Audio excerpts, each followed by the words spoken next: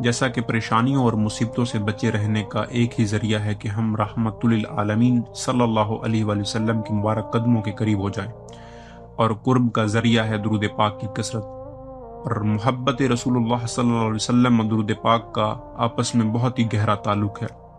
چنانچہ رسول اللہ صلی اللہ علیہ وسلم نے فرمایا، لوگوں میں سے میرے زیادہ قریب وہ ہے جو مجھ پر درود پاک کی کثرت کرے۔ تو میرے عزیز بھائی، درود پاک کے بے شمار اور ان گنت فوائد ہیں، اور یہ سارے کے سارے فوائد بلا شک و شبہ تجھے بھی حاصل ہوں گے، مگر تو ان کا بن کر تو دیکھ۔ اور اگر ان سے ہی بیگانہ رہے گا اور پھر کہتا پھرے گا کہ میرا فلاں کام نہیں ہوا، فلاں کام نہیں ہوا، تو قصور تیرا اپنا ہے۔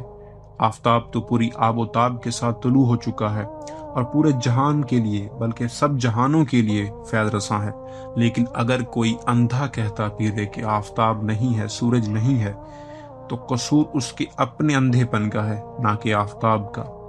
آفتاب کی فیض رسانی میں کوئی کمی نہیں۔ اے میرے عزیز، ان کا دامن پکڑ لے اور ان کو اپنے دل میں جگا دے۔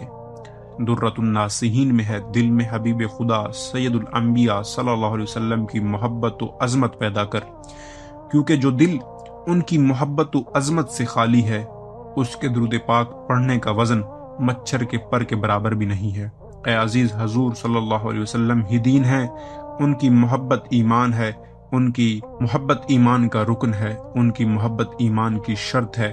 اصل ایمان کے لیے اصل محبت شرط ہے، اور ایمان کے کامل ہونے کے لیے آقا دو جہاں صلی اللہ علیہ وآلہ وسلم کی کامل محبت شرط ہے۔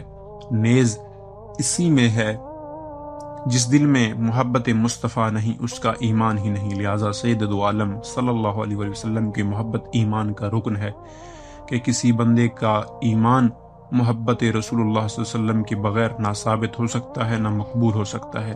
میرے عزیز، ان کی محبت اللہ تعالیٰ کی محبت کے لیے شرط ہے، اور اللہ تعالیٰ کی محبت کے لیے رسول اللہ صلی اللہ علیہ وسلم کی محبت شرط ہے۔ لہذا جو شخص نبی اکرم نور مجسم شفیع اعظم صلی اللہ علیہ وسلم کی محبت کے بغیر اللہ کی محبت کا دعویٰ کرے، وہ جھوٹا ہے اور دربار الہی سے مردود ہے۔ گویا کہ ایک مسلمان نے یوں کہہ دیا کہ مجھے تو اللہ کے رسول سے ایمان کی طرف رہنمائی ملی ہے، مگر باقی ایمان کا نور وہ اللہ کی طرف سے ہے، نبی کی طرف سے ایمان کا نور نہیں ہے۔ یہ سن کر اللہ کے ایک ولی نے فرمایا، ارے کیا کہتا ہے، کہ اگر ہم وہ نور جو کہ نبی اکرم نور مجسم صلی اللہ علیہ وسلم سے تمہیں پہنچ رہا ہے وہ کاٹ دیں، اور تیرے پاس وہ ہدایت، وہ رہنمائی بچ جائے جس کا تو تذکرہ کرتا ہے، جس کا تو ذکر کرتا ہے، کیا تجھے یہ منظور ہے؟ اس نے کہا، مجھے منظور ہے۔ اتنا کہنا تھا کہ وہ بد نصیب شخص سلیب ہو گیا، اور سلیب کے سامنے سجدہ ریز ہو گیا، کفر پر ہی مر گیا۔